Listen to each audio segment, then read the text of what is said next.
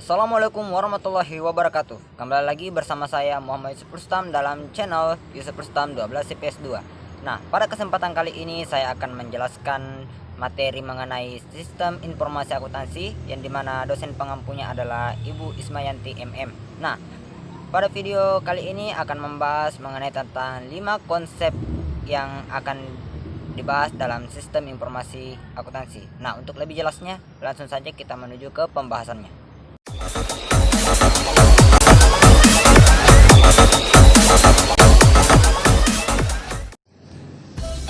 Pada video kali ini kita akan membahas tentang sistem informasi akuntansi.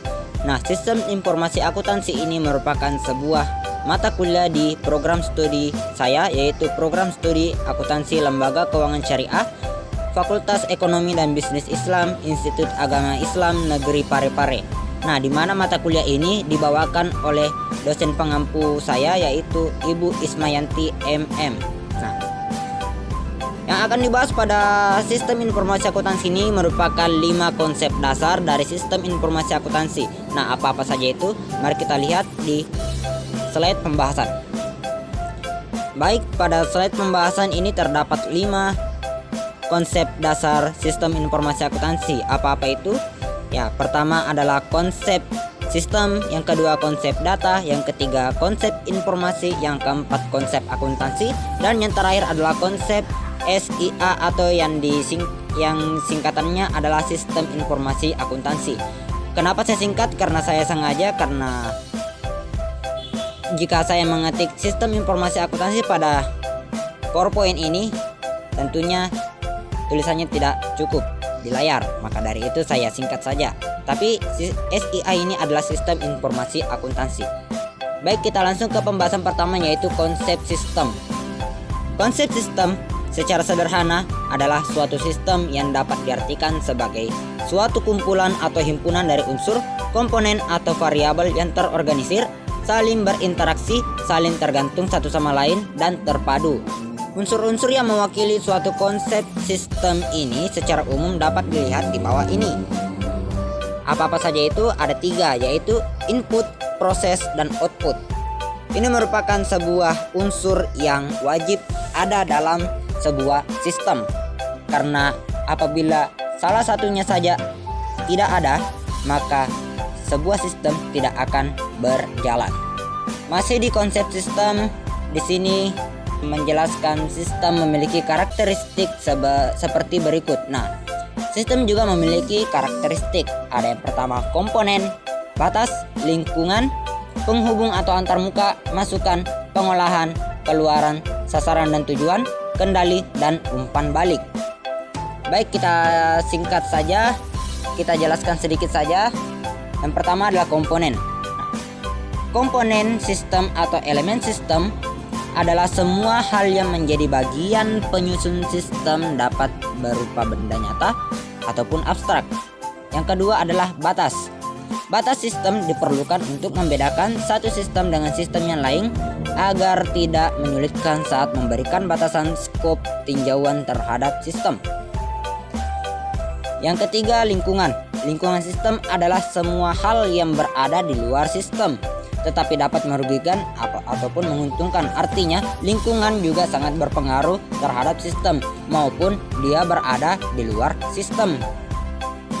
Yang keempat, penghubung atau antarmuka. Penghubung atau antarmuka adalah semua hal yang menjadi penghubung antar komponen sistem. Interface atau antarmuka menjadi sarana setiap komponen untuk saling berinteraksi dan berkomunikasi. Yang kelima adalah masukan. Masukan adalah komponen sistem yang merupakan bahan yang akan diolah lebih lanjut untuk menghasilkan keluaran yang berguna. Nah, sistem akan berjalan apabila ada masukan, karena masukan ini yang akan menjalankan sebuah sistem. Yang keenam, pengolahan. Pengolahan adalah komponen sistem yang paling penting dalam mengolah masukan agar menghasilkan keluaran yang berguna. Nah, ini juga sama pentingnya dengan masukan. Begitu juga dengan poin selanjutnya, yaitu keluaran. Keluaran adalah komponen sistem yang merupakan hasil dari komponen pengolahan.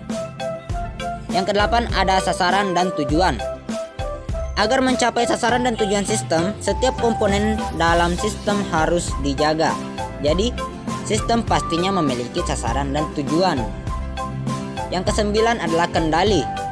Nah, kendali ini berfungsi agar bekerja sesuai dengan fungsi masing-masing. Setiap komponen harus diperhatikan dan dijaga. Itulah fungsi dari kendali dalam sebuah sistem. Yang ke-10 adalah umpan balik. Umpan balik ini diperlukan oleh kontrol untuk mengetahui adanya penyimpangan agar dapat dikembalikan pada kondisi normal. Selanjutnya ini ada konsep data. Nah, kita menuju ke pembahasan kedua, yaitu konsep data. Secara sederhana, data merupakan suatu objek, kejadian atau fakta yang terdokumentasikan dengan memiliki kodifikasi terstruktur untuk suatu atau beberapa entitas. Data secara umum biasanya disajikan dalam bentuk yang pertama ada teks, yang kedua ada audio, yang ketiga ada video. Menuju ke pembahasan berikutnya, yaitu konsep informasi. Informasi merupakan sesuatu yang dihasilkan dari pengolahan data. Data yang sudah ada dikemas dan diolah sedemikian rupa sehingga menjadi sebuah informasi yang berguna. Nah, adapun kualitas sebuah informasi tergantung dari 3 hal berikut: akurat, tepat pada waktunya, dan relevan. Yang pertama, akurat. Informasi harus bebas dari kesalahan-kesalahan yang tidak bisa atau menyesatkan. Nah, akurat juga berarti informasi harus jelas mencerminkan maksudnya. Informasi harus akurat karena dari sumber informasi sampai ke penerima informasi kemungkinan banyak terjadi gangguan yang dapat merubah atau merusak informasi tersebut. Yang kedua, tepat pada waktunya. Informasi yang datang pada penerima tidak boleh terlambat. Informasi yang sudah usang tidak akan mempunyai nilai lagi karena informasi merupakan landasan di dalam pengambilan keputusan. Bila pengambilan keputusan terlambat, maka dapat berakibat fatal untuk organisasi. Yang ketiga ada relevan. Informasi tersebut mempunyai manfaat untuk pemakainya. Itu adalah maksud dari relevan.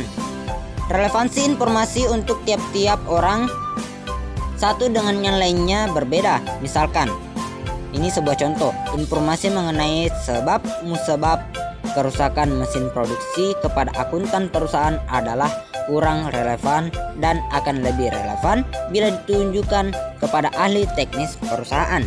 Sebaliknya, informasi mengenai harga pokok produksi untuk ahli teknik merupakan informasi yang kurang relevan, tetap relevan untuk akuntan. Baik, kita lanjut lagi. Masih di konsep informasi. Dalam informasi terdapat siklus informasi. Siklus informasi sendiri yaitu gambaran secara umum mengenai proses terhadap data sehingga menjadi informasi yang bermanfaat bagi pengguna. Nah, untuk lebih jelasnya dapat dilihat di bawah ini. Bagaimana siklusnya ada di bawah ini. Input, proses, output, penerima, keputusan tindakan, hasil tindakan, data kembali ke input. Nah, ini adalah siklusnya. Jadi input akan diproses dan menghasilkan output. Outputnya nanti itu akan diterima oleh orang-orang dan si penerima itu akan mengeluarkan sebuah keputusan mengenai tentang informasi yang ia dapatkan. Dari keputusan informasi yang ia keluarkan akan menghasilkan sebuah tindakan baru oleh si penyalur informasi. Dari sini akan menghasilkan sebuah data baru. Data baru ini akan kembali menjadi input untuk diolah menjadi sebuah output atau informasi lagi dan akan disalurkan kepada si penerima informasi. Begitu seterusnya. Jadi informasi itu setiap saat itu pasti terperbaharui. Berdasarkan dari gambar di atas, dapat dijelaskan bahwa data merupakan bentuk mentah yang belum dapat bercerita banyak, sehingga perlu diolah lebih lanjut. Yang keempat ada konsep akuntansi. Konsep dasar akuntansi merupakan rumusan konsep yang berlaku secara umum agar bisa diperoleh kesatuan analisis, pandangan, dan pendapat baik oleh penyaji informasi keuangan maupun pihak-pihak yang memerlukannya. Nah, berikut merupakan beberapa poin rumusan dasar akuntansi. Di sini terdapat 10 poin. Yang pertama, kesatuan akuntansi, kesinambungan perusahaan, periode akuntansi, pengukuran dalam nilai uang, harga perolehan dasar, penetapan pendapatan dan biaya, konsistensi konsep dasar akuntansi, objektivitas dan materialitas, konservatisme dan realisasi, dan terakhir pernyataan terbuka. Nah, ini mohon maaf saya tidak bisa jelaskan satu persatu karena terlalu panjang dan terlalu rumit untuk saya jelaskan.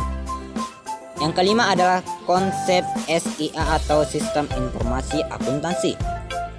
Sistem Informasi Akuntansi atau SIA adalah sekelompok struktur dalam sebuah entitas yang mengelola sumber daya fisik dan sumber daya lain untuk mengubah data ekonomi menjadi informasi akuntansi agar dapat memenuhi kebutuhan informasi kepada berbagai pihak.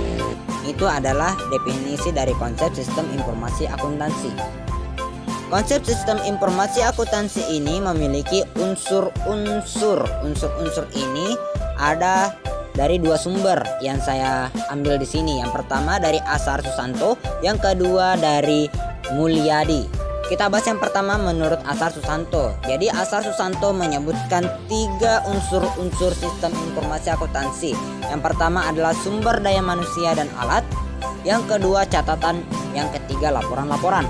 Sedangkan menurut Mulyadi, dia membagi unsur-unsur sistem informasi akuntansi menjadi 4. Namun saya singkat menjadi 3 karena ada 2 poin yang saya gabungkan menjadi 1 poin, yaitu buku besar dan buku pembantu.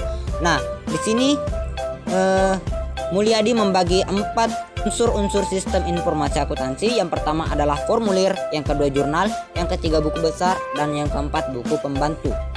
Baik, selanjutnya sistem informasi akuntansi dalam penerapannya memiliki unsur-unsur yang dapat mempengaruhi dalam perusahaan. Nah, unsur-unsur apa saja itu? Yang pertama adalah analisis perilaku. Nah, apa sih itu analisis perilaku? Jadi analisis perilaku adalah setiap sistem yang tertuang dalam kertas tidak akan efektif dalam penerapannya, kecuali seorang akuntan dapat mengetahui kebutuhan akan orang yang terlibat dalam sistem tersebut. Nah, akuntan tidak harus menjadi seorang psikolog, tapi cukup untuk mengerti bagaimana memotivasi orang-orang untuk mengarah kepada kinerja perusahaan yang positif. Selain itu juga seorang akuntan harus menyadari bahwa setiap orang mempunyai persepsi yang berbeda-beda dalam menerima suatu informasi, sehingga informasi yang akan diberikan dapat didesain dan dikomunikasikan sesuai dengan perilaku para pengambil keputusan. Jadi itu adalah analisis perilaku. Yang kedua ada metode kuantitatif. Nah, ini penjelasannya cuma singkat.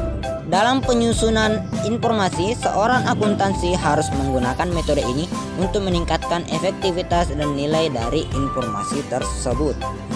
Yang ketiga adalah komputer. Nah, karena di zaman sekarang itu adalah zamannya 4.0 alias zaman yang dimana segala sesuatunya itu membutuhkan sekali yang namanya komputer atau internet dan sesuatu yang berhubungan dengan keduanya.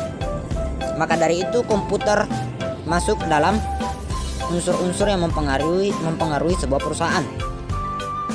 Nah, pada beberapa perusahaan komputer telah digunakan untuk menggantikan pekerjaan rutin seorang akuntan, sehingga memberikan waktu yang lebih banyak kepada akuntan untuk dapat terlibat dalam proses pengambilan keputusan. Jadi akuntan saat ini tidak hanya mengerjakan sebuah transaksi-transaksi saja, tidak hanya berfokus kepada itu, tetapi akuntan sekarang lebih banyak berfokus kepada pengambilan keputusan.